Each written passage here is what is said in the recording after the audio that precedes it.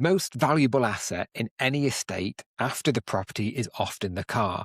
And if you're administering an estate for probate purposes, then getting the car valued accurately is one of the easiest ways to save on inheritance tax, because most people overvalue the car because they don't understand what HMRC are looking for and therefore pay significantly too much inheritance tax based on that one little mistake.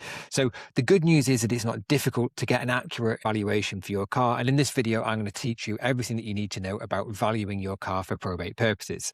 So I'm Mark Littler. I'm one of the founders at Swift Values. I've been a valuer for 20 years. Swift Values was actually featured in Which Money magazine this month. And we offer a probate valuation service for cars for £49. And it comes with a 100% money back guarantee if it's not accepted by HMRC. And we've done thousands of these valuations and they've all been accepted. So I'm going to talk you through now everything that you need to know about valuing your car for probate. And the obvious first question is, do you legally need to do it? Well, the answer is yes, whether you're paying inheritance tax or not. So if you're paying inheritance tax, the car is part of the estate and it must be declared on IHT400 and on IHT407, the supporting schedule.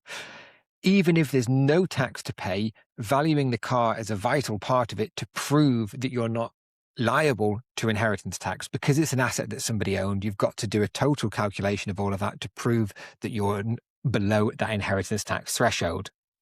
So it's not optional, but fortunately, the basis of the valuation actually works in your favour, and most people do not understand what HMRC are looking for. So let's take a look at that now. So what HMRC are looking for, according to Section 160 of the Inheritance Tax Act, is the value of the goods on the day of the death on the open market. So the key point here is that this is not an insurance figure. It's not a replacement value.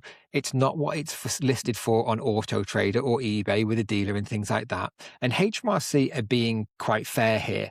They're actually looking at an open market figure and not an inflated asking price figure. But one of the biggest mistakes that we see people make is using a We Buy Any Car valuation to do a valuation for probate purposes. So the first thing here is that We Buy Any Car is not a probate valuation service. They're a commercial company looking to buy cars and make a profit on them. So first of all, it's just one company's opinion of what that car is worth to them, not the open market.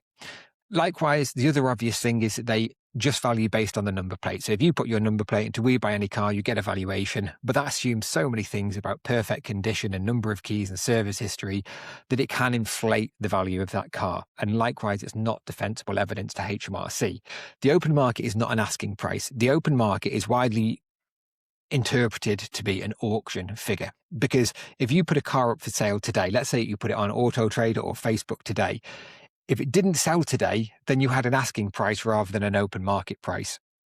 If it took 2 weeks to sell, that is not the value of goods on the open market. So in actual fact, HMRC's basis here, the open market value, the auction value of the item is often much lower than most people think. And there's that overvaluation is difficult because there's so many things that come into play. You look at online places, you take into account sentiment and your perceived perception of that car's value based on its condition and things like that. And they can all together conflate the value of the car, which means that you end up paying too much inheritance tax. So how do you do this yourself then? Well, it's pretty simple in some ways and it's pretty difficult. The simple way is to use Swift Values. We can do this for £49 and give you a 100% defensible report. You just upload some pictures online and it's that simple. 1 to 3 days later, you'll get a fully defensible, fully compliant HMRC valuation to your inbox. If you want to do it yourself, then this is where you just have to become a little bit of a detective. So if you're using the likes of Auto Trader or eBay or Facebook, eBay has sold listings. Auto Trader, there are ways to get access to the sold, the car histories that have been on there, how long they were on there, and how long it took to sell and at what price. So you can actually do this detective work for yourself, and it is actually possible to deduce the value of the car and what it was worth on the open market at that time. Likewise, there's lots of auction sites and auction platforms, Mannheim being one of them, and these are all places that has data that you can access to generate a valuation yourself.